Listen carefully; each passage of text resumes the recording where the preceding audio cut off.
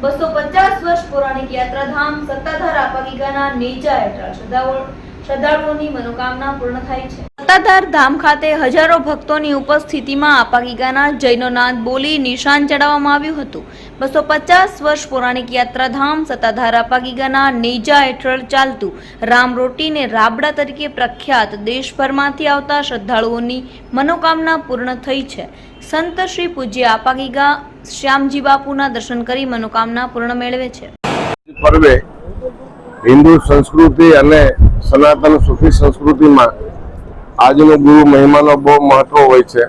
આજે આપણે બહુ ભાગ્યશાળી છે। ગુજરાત પ્રદેશમાં સોમનાથ ક્ષેત્રમાં અમારું સત્તાધાર ધામે આપ બધાએ આવીને આષાઢી બીજનું પર્વ ઉજવ્યું। આજે અમી જરે છે ધરતી ઉપર આભા મંડળમાંથી મહાન અંતરાત્મીઓના આજે આશીર્વાદ જરે છે અને ધરતી માથે રહેનારી દરેક પબ્લિકને સુખ સમૃદ્ધિ આરોગ્ય અને માનવવાદ અને માનવ કલ્યાણ થાય એવી અમે પ્રભુ પાસે પ્રાર્થના કરશું, દ્વારકાધીશ પાસે।